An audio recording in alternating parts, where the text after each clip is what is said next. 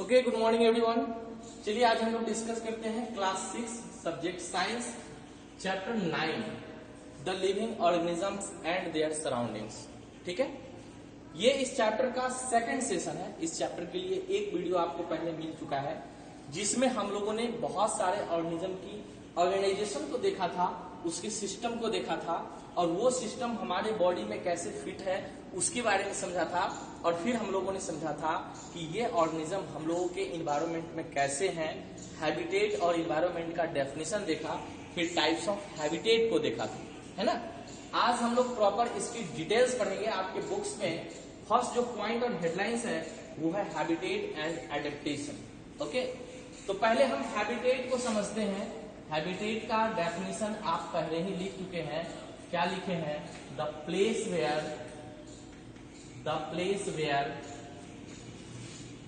An organism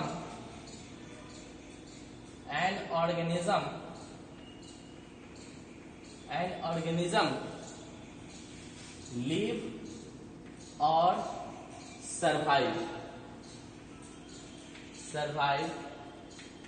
is called habitat।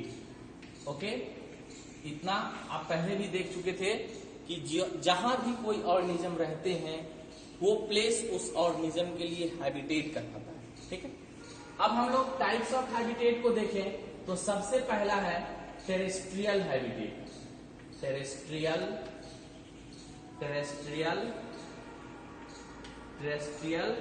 Habitat. Okay, terrestrial habitat को अगर देखा जाए, इसको अगर डिफाइन करना हो तो क्या लिखेंगे? द ऑर्गेनिज्म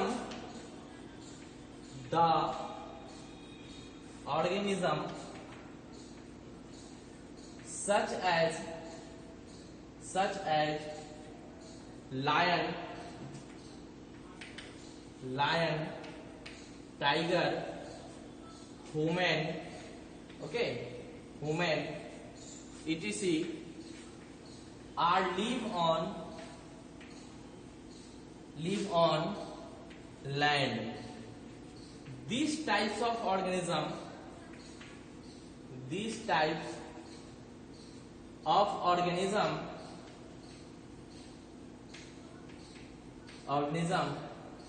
are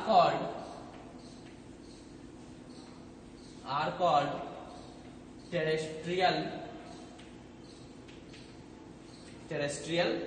organism, है ना। Terrestrial organism. Okay, terrestrial organism वैसे ऑर्गेनिज्म जो जमीन पे रह रहे हैं, इस तरीके के ऑर्गेनिज्म को हम टेरेस्ट्रियल ऑर्गेनिज्म कहते हैं। ठीक है, लेकिन हम लोग को समझना क्या है? टेरेस्ट्रियल हैबिटेट समझता है। तो ये ऑर्गेनिज्म जिस प्लेस पे रहते हैं उसको हम क्या कहेंगे? टेरेस्ट्रियल हैबिटेट कहेंगे। ठीक है, if any organism live on land, ठीक है, जब वो रहेंगे तो कहाँ रहेंगे? वो हैबिटेट में रहेंगे, लैंड में रहेंगे, अपने घर में रहेंगे, वो रहने का जो उनका शेल्टर होगा वहां रहेंगे। तो वो रहने की जगह को क्या कहेंगे? हैबिटेट कहेंगे। तो इस तरीके के ऑर्गेनिज्म जहां भी रहेंगे, है ना, तो हम लिखेंगे द प्लेस वेयर। क्या लिखेंगे? आप इसके नीचे लिखोगे या मैं ही लिख रहा हूं? The place where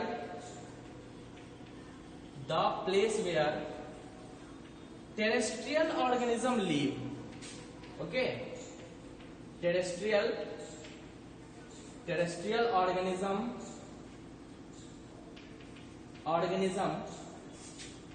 live is called terrestrial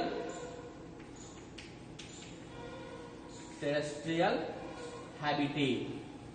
okay, जहां भी ऑर्गेनिज्म रहते हैं वो टेरेस्ट्रियल हैबिटेट कहलाएगा। इस तरीके का ऑर्गेनिज्म जो भी होगा वो टेरेस्ट्रियल हैबिटेट कहलाएगा। एग्जाम्पल आपके सामने है लायन, टाइगर, ह्यूमन। ये जमीन पे रहने वाले जो भी ऑर्गेनिज्म है ये टेरेस्ट्रियल ऑर्गेनिज्म कहलाते हैं। और जो जमीन जहां पे है, जहां पे ऑर्गेनिज्म रहते हैं वो टेरेस्ट्रियल हैबिटेट कहलाता है। यहां तक समझने में कोई दिक्कत नहीं। चलिए अब हम लोग दूसरा पॉइंट देखते हैं। टेरेस्ट्रियल हैबिटेट के बाद आप लोगों ने देखा, आप लोगों को मैं बताया था एक होते हैं एक्वाटिक ऑर्गेनिज्म। क्या होंगे? इसको आप नोट करोगे, सेम टू सेम डेफिनेशन भी आप नोट करोगे। उसके बाद हम लोग देखते हैं एक्वाटिक ऑर्गेनिज्म के बारे में। ठीक है, एक्वाटिक ऑर्गेनिज्म को समझेंगे। हेडिंग बनाएंगे आप एक्वाटिक और aquatic habitat. Okay, aquatic habitat. तो सबसे पहले एक्वाटिक ऑर्गेनिज्म को समझ लीजिए, ठीक है। एक्वाटिक ऑर्गेनिज्म को अगर समझना होगा तो क्या लिखेंगे, the organism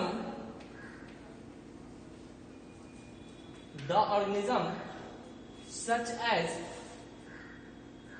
as fish, tortoise, snake, fish हो गया, स्नेक, इंसेक्ट, बहुत सारे इंसेक्ट हैं जो पानी में रहते हैं, etc. The organism such as fish, tortoise, snake, insect, etc, ठीक है, live in water, such organism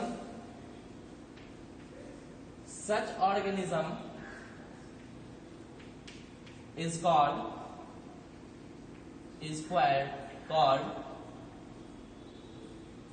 aquatic organism।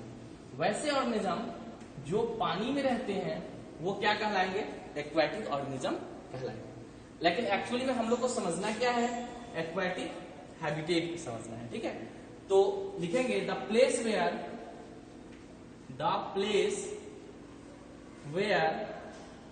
ठीक है, एक्वाटिक ऑर्गेनिज्म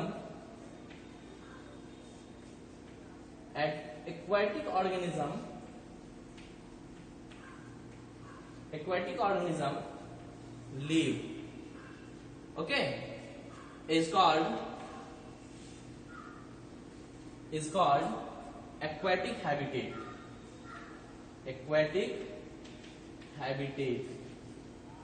ओके। जहां भी एक्वाटिक ऑर्गेनिज्म होंगे यानी कि इसमें रहने वाले ऑर्गेनिज्म जो हैं वो पानी में रहने वाले ऑर्गेनिज्म होंगे, और इसी से एक टर्म बना है एक्वेरियम। आप लोग देखे होंगे ऑफिस में लगी हुई रहती है, घर में भी लोग रखते हैं एक्वेरियम। मतलब एक्वेरियम में ये पानी में रहने वाले ऑर्गेनिज्म एक शीशे के अंदर जहां मशीन होती है उसको एयर सप्लाई भी दिया जाता है, उसको टाइम टू टाइम फूड देते हैं और वो फिर उसमें सरवाइव करते हैं। तो एक्वेटिक वर्ड से ही एक्वेरियम बना हुआ शब्द है, जिससे एक्वेरियम वर्ड है, ठीक है। आप देखे होंगे, बहुत सारे लोग देखे भी होंगे, ठीक है। अब नेक्स्ट पॉइंट हम लोगों का है, अब एरियल ऑर्गेनिज्म में देखेंगे, ठीक है। एरियल ऑर्गेनिज्म तो इसका डेफिनेशन आपको लिखना नहीं पड़ेगा, हम सीधा लिख सकते हैं कि lots of organism live on nest और tree, but despite of this the organism fly in the sky for their searching of food and so many activity of their livelihood, ठीक है। और this types of organism is called arboreum, aerial organism कहलाते हैं, okay. अगर xerophytic की बात करें तो जो डिजर्ट एरिया में रहते हैं, डिजर्ट एरिया में सिर्फ आप इतना याद रखेंगे, डिजर्ट एरिया में रहने वाला the organism who is found in desert area, just like Rajasthan area है ना, lots of sandy area, this types of organism is called xerophytic organism, है ना। और xerophytic plant, actually xerophytic plant के लिए ज्यादा सुटेबल वर्ड होता है प्लांट टर्म के लिए, इतना हमने आपको बताया, या यहां तक समझने में कोई दिक्कत नहीं हुई, ओके। आप इसको राइट डाउन करेंगे, आप होमवर्क सेशन में भेजेंगे, ठीक है। अब इसमें समझना क्या है कि जितने भी ऑर्गेनिज्म हैं, ठीक है, दो टर्म को समझिए, बायोटिक टर्म और एबायोटिक टर्म। यहां पे दो इंपॉर्टेंट टर्म है, हमेशा इसको ध्यान में रखना है, हमेशा आते रहते हैं, हैबिटेट में ही ये बातें आती है, ठीक है। All living beings biotic component, heading बनाएंगे बायोटिक कंपोनेंट। क्या लिखेंगे इसका definition, all living beings, okay, all living beings, जितने भी लिविंग बीइंग्स हैं, such as plant, animal, micro organism,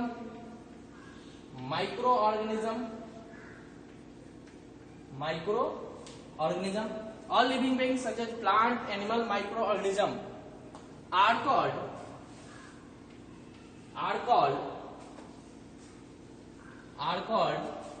biotic component. Okay, जितने भी चीजें हम अपने इन्वायरमेंट में देख रहे हैं जो लिविंग थिंग्स हैं उसको हम लोग कहते हैं बायोटिक कंपोनेंट. अगर उसको हम दूसरा टर्म है abiotic component, abiotic component. Okay, abiotic component. तो क्या लिखेंगे? All non living things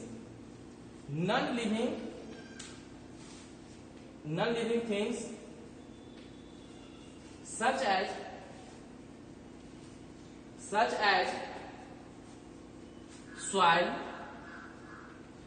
air, sunlight, rock, etc. are called abiotic component. जितने भी चीजें हैं हमारे एनवायरमेंट में जिसमें लिविंग थिंग, जिसमें लाइफ नहीं है, वो सब के सब कहलाएंगे एबायोटिक कंपोनेंट. अब आप एक क्वेश्चन को समझिए कि जैसे ये डोर है ना, या ये बोर्ड बना हुआ है, तो ये किस चीज का बना हुआ है? प्लाई का बना हुआ है. तो क्या आप इस प्लाई को बायोटिक कहोगे या ये बायोटिक कहोगे? है ना, हम लोगों ने दो टर्म को समझा होगा पहले भी कि non living thing and living things.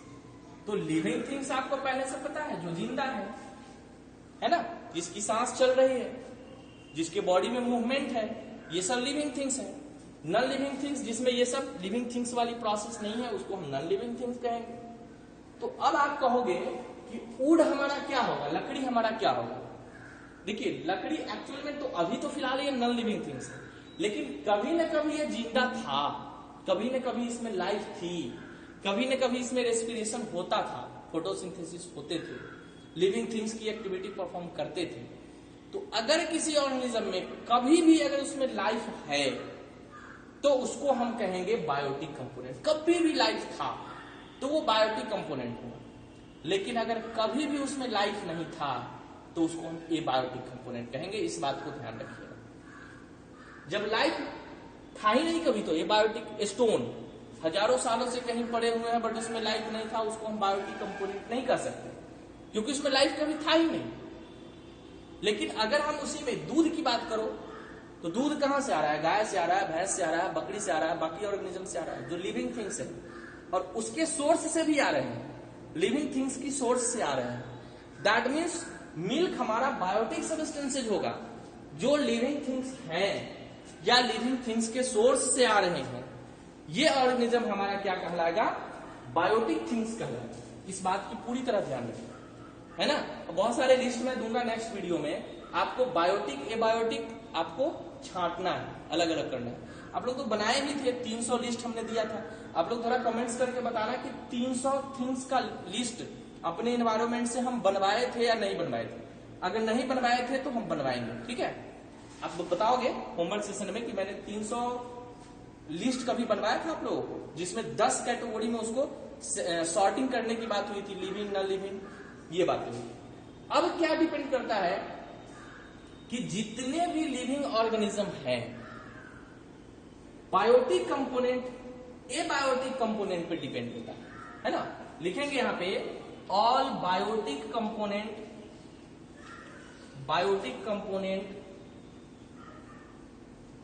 all biotic components depends on abiotic component. कैसे, जरा इसको हम लोग समझते हैं. देखिए, अगर एयर नहीं है, एयर क्या है? एबायोटिक कंपोनेंट है. एयर नहीं है तो क्या हम लोग सांस ले पाएंगे? और हम लोग बायोटिक कंपोनेंट है, और एयर ही नहीं है तो हम लोग कैसे सरवाइव करेंगे? सनलाइट निकलना बंद हो जाए, सनलाइट एबायोटिक कंपोनेंट है, और सनलाइट निकलना बंद हो जाए, सारे प्लांट की फोटोसिंथेसिस रुक जाएगी, वहां से ऑक्सीजन सप्लाई बंद हो जाएगा, हम लोग भी मर जाएंगे, प्लांट भी मर जाएगा। तो सनलाइट के माध्यम से भी प्लांट डिपेंडेंट है, तो एबायोटिक, सनलाइट एबायोटिक और प्लांट बायोटिक। प्लांट का डिपेंडेंसी एबायोटिक पे हो गया, बिल्कुल हो गया। सॉइल क्या है? एबायोटिक कंपोनेंट, और सॉइल नहीं है तो कुछ नहीं है, सॉइल में ही तो सारे प्लांट डिपेंडेंट है, उसमें वहां से हमको फूड मिलता है, फ्रूट्स मिलते हैं। तो एबायोटिक कंपोनेंट सॉइल है और उस पर डिपेंडेंट है प्लांट, और वहां से हम डिपेंडेंट है, सारे ऑर्गेनिज्म डिपेंडेंट है। वाटर को ले लीजिए, एबायोटिक कंपोनेंट है, और वाटर अगर हम नहीं लेंगे तो क्या हम सरवाइव कर पाएंगे? नहीं सरवाइव कर जाएंगे, मर जाएंगे। तो सारे बायोटिक कंपोनेंट्स डिपेंड करते हैं एबायोटिक कंपोनेंट्स के ऊपर, ठीक है।